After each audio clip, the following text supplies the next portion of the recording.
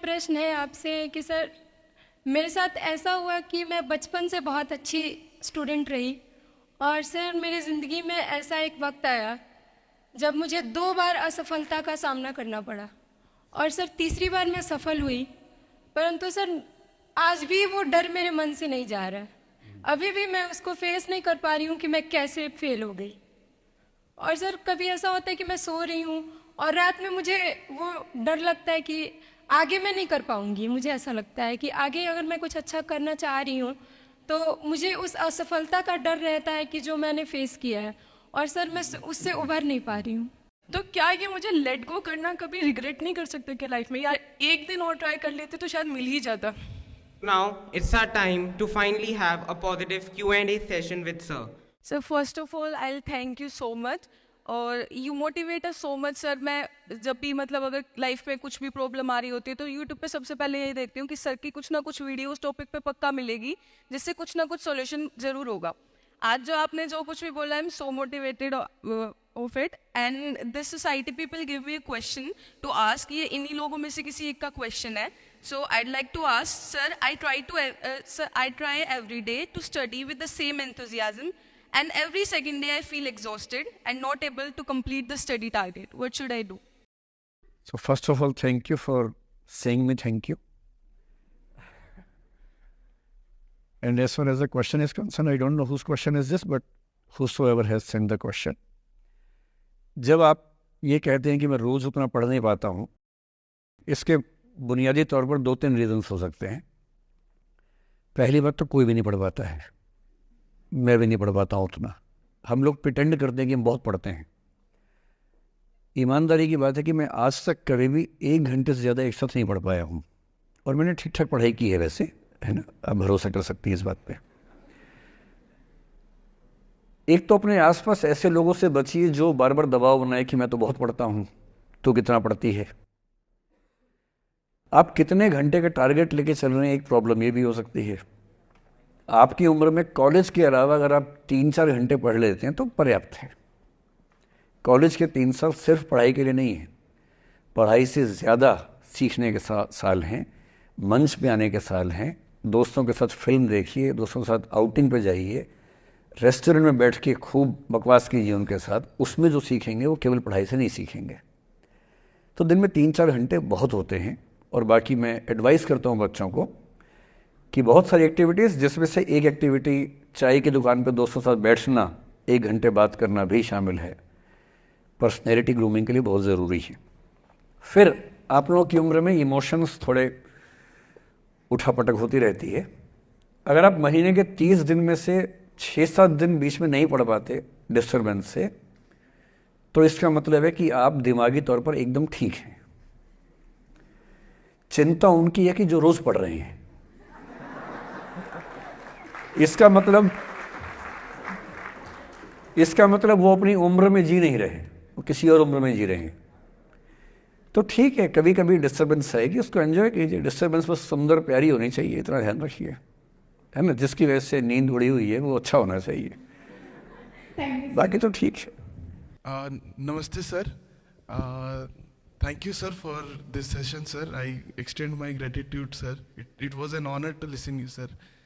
Sir मेरा आपसे सवाल होगा कि कई एक आध एग्जाम्पल होंगे सर जहां आपने लेट गो किया होगा, आप अपने जीवन में भी किसी चीज़ में लेट गो किए होंगे, तो कोई एक आध ऐसा एग्जाम्पल आप शेयर करना चाहे जिससे हमें भी प्रेरणा मिले। मैं बताता हूँ आपको। जो मैंने कहा कि 7-8 साल पहले मैं थोड़ा एंग्जाइटी का शिकार हुआ, कई कारण थे, पर उसमें 2-4 लोग ऐसे थे जिन्होंने मेरा जीना मुश्किल कर दिया था उस समय।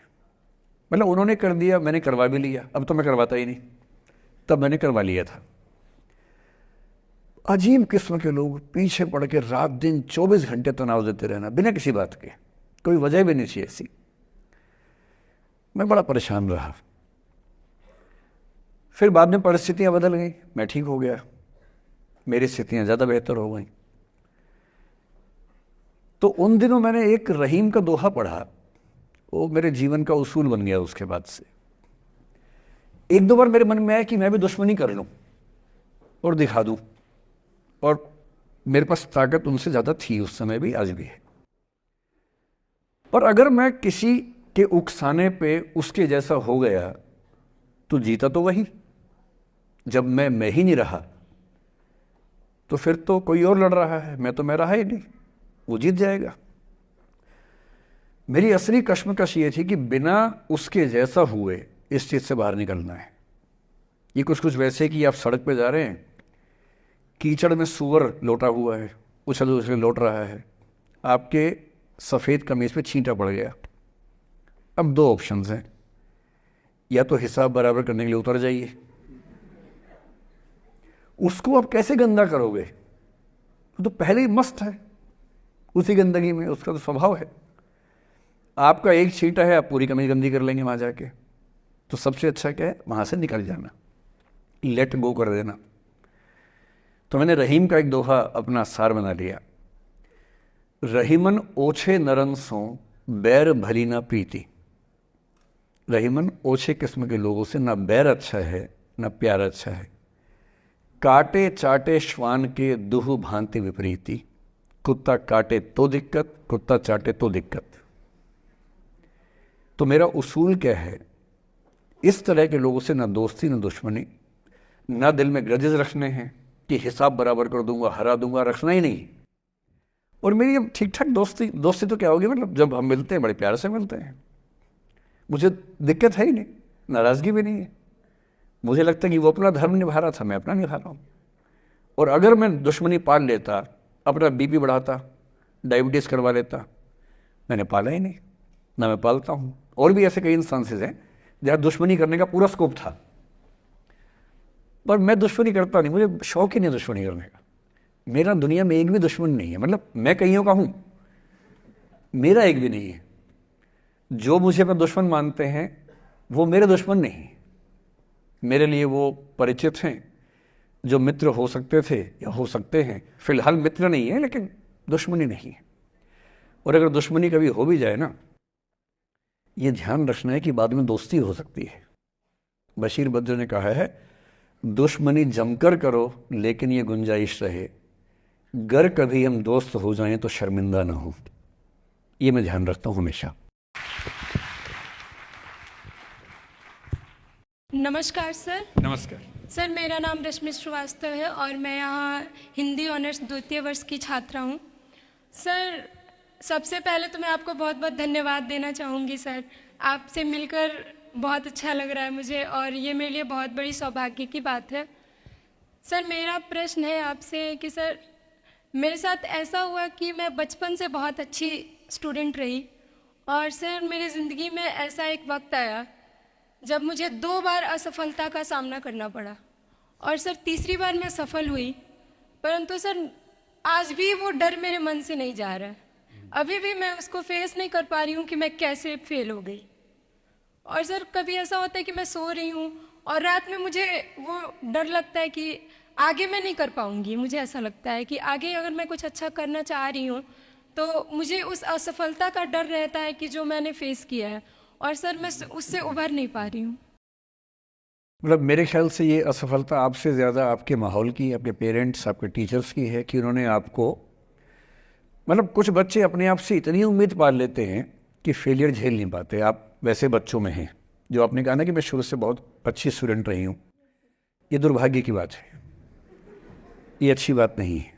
मैं नहीं चाहता कि बच्चे अच्छे स्टूडेंट बने। अच्छे स्टूडेंट का मतलब जो बहुत पढ़ाकू किस्म के होते हैं, सीधे स्कूल से घर, घर से स्कूल, घर में घुसते ही होमवर्क करना शुरू किया, वैसे बच्चे ज़िंदगी में बड़े परेशान रहते हैं। बच्चों को होना चाहिए छटा हुआ टाइप का, शरारती, बदमाश, मतलब काम भी करें स्कूल का, लेकिन बेसिकली आपको स्मार्ट होना है, कॉन्फिडेंट होना है। पढ़ाकू होने से ज़िंदगी बहुत अच्छी नहीं चलती है। ज़िंदगी के लिए ना व्यक्तित्व चाहिए। हुआ क्या आपके साथ, आपको बता दिया गया कि अच्छा बच्चा वो है जो पढ़ता है, होमवर्क करता है, आपने वो सब किया। तारीफ़ें आपकी इतनी हुई होंगी कि बेटा तुम तो कुछ भी कर दोगी, आपको भरोसा हो गया कि मैं कुछ भी कर दूंगी। लेकिन ऐसी ऐसी तारीफ़ें हर गांव, हर मोहल्ले में कई बच्चों की हो रही थी। जब उन सब में कंपटीशन हुआ तो कुछ सफल हुए, बहुत सफल नहीं हो पाए। तो जो सफल नहीं हो पाए उनको बहुत बेचैनी हुई। आपका सौभाग्य है कि अब तीसरी बार में सफल हो गई। कई ऐसे लोग हैं जो कभी सफल नहीं हुए ज़िंदगी में, उनको भी तो जीना है। तो मैं एक ही बात कहूँगा, अपने आप से उम्मीदें कम कर लीजिए। और ये आसान नहीं होता है। इसका तरीका ये है कि एक दो ऐसे अच्छे दोस्त जो अच्छे भी हैं, दोस्त भी हैं और बहुत उम्मीदें ना रखते हैं, ना आपको रखने देंगे अपने आप से, डायरी लिखने से लेकर कुछ अच्छे उपन्यास पढ़ना, अच्छी फिल्में देखना, जो आपको सहज होना सिखाएं, न कि महान होना सिखाएं। महानता से बड़ा कोई रोग नहीं है, इस चक्कर में नहीं पड़ना है। सामान्य होना है। असली जद्दोजहद सामान्य होने की है, महान होने की नहीं है। सहज होना है। तो अपने आप से क्या कहना, रोज़ कहना है कोशिश पूरी करूंगी, सफलता मिल गई तो बढ़िया, नहीं तो क्यों डरे, ज़िंदगी में क्या होगा, कुछ ना होगा तो तजुर्बा होगा, और भाड़ में जाए सीधी सी रात। नमस्ते सर। सर मेरा क्वेश्चन थोड़ा सा इनसे अलग है। सर जैसे आपने कहा कि लेट गो करना चाहिए, लेकिन क्या करना चाहिए? लेट गो करना चाहिए। हमने भी ये चीज़ सुनी है कि जिसके नसीब में जो लिखा होता है एक दिन उसे वो मिलता ही है, तो उसके लिए हमें परिश्रम करना चाहिए। तो सर एक इनके बीच में क्या एक थिन लाइन नहीं है कि हमने सोचा जैसे 71st डे पर मुझे ऐसा लग रहा है कि अब मुझसे और नहीं होगा, अब मैं नहीं करूँगी, माना कि वो गिव अप भी कहा जाता है, लेकिन अगर मेरे नसीब में है कि नहीं यार कल ये तुझसे हो जाएगा, अगर मैं कोई भी टास्क कर रही हूँ कल ये कंप्लीट होगा, लेकिन मैं सोचूँ नहीं मेरे से ये प्रेशर नहीं हो रहा, I should let go this, I should start some other thing, तो क्या ये मुझे लेट गो करना कभी रिग्रेट नहीं कर सकते क्या लाइफ में, यार एक दिन और ट्राई कर लेते तो शायद मिल ही जाता? देखिए, जो नसीब का मामला है, मेरे ख्याल से आपकी उम्र में नसीब को नहीं मानना चाहिए। दुनिया में किसी को नहीं पता कि नसीब है या नहीं, और है तो कितना है। सब तुक्का लगा रहे हैं, मैं भी तुक्का लगा रहा हूं। ठीक, जो हार जाता है ना, उसको तसल्ली देना बहुत ज़रूरी है, वरना वो जी नहीं पाएगा। और पराजित व्यक्ति को तसल्ली देने के लिए सबसे अच्छा शब्द है नसीब, भाग्य, नियति। बहुत ज़रूरी है। और इसलिए एक उम्र के बाद गीता का सार पढ़ना बहुत ज़रूरी है। समझना पड़ता है कि सब कुछ हमारे हाथ में नहीं होता है, सच में नहीं होता है। पर इसका मतलब ये भी नहीं है कि सब कुछ किसी और के हाथ में होता है। अगर ऐसा होता तो बिना मेहनत करने वाले आईएएस बन जाते या कुछ भी बन जाते। ये हो सकता है कि आईएएस बनने के एग्जाम में 10 ने मेहनत की, उनमें से 8 का हुआ, 2 का नहीं हुआ, पर यह नहीं हो सकता कि एक आदमी ने मेहनत नहीं की तो उसका आईएएस हो गया। बिना मेहनत के तो नसीब भी नहीं मिलने वाला है। इसलिए ये मान लीजिए कि कुछ ना कुछ चीज़ें हमारे कंट्रोल में नहीं है, लेकिन जितना कंट्रोल में है उस पर पूरी ताकत लगाएंगे, पूरा डिसिप्लिन रखेंगे, तो हम अपनी किस्मत सबसे अच्छी लिख पाएंगे। सबसे अच्छी मतलब बाकियों से नहीं, मेरी जितनी अच्छी हो सकती है उतनी अच्छी लिख पाएंगे। और इसलिए अगर आपको लगे कि मैं नहीं कर पाऊंगी कोई काम, तो उसको गिव अप ही कहते हैं। लेट गो का मतलब तब होता है जब आप मन भर चुका है, अब उसकी ज़रूरत महसूस नहीं हो रही। जैसे आईएएस बनने की कोशिश कर रहे हैं, नहीं बन पाए, तैयारी छोड़ दी, गिव अप है। बन गए, नौकरी की, मज़ा नहीं आया, छोड़ दिया, ये लेट गो है। लेट गो करने के लिए पहले हासिल करना पड़ता है, या हासिल होने से पहले उस मनोभूमि पर पहुंचना पड़ता है जहां हासिल होने का सुख आपने महसूस कर लिया और उसमें मज़ा नहीं आया, ठीक ही है, औसत है, तब छोड़ दिया। इसलिए आपकी उम्र को शोभा नहीं देता कि हम नसीब की बात करें, ये शोभा देता है मेरी उम्र को। तो 30-40 के बाद नसीब, भाग्य, नियति चलेगा। फिलहाल कर्म पे भरोसा कीजिए, मेहनत, डिसिप्लिन, और मोटिवेशन से ज़्यादा महत्वपूर्ण है डिसिप्लिन, ध्यान रखिएगा। मोटिवेशन का ग्राफ ऐसा होता है, फिर ऐसे नीचे आता है धीरे धीरे।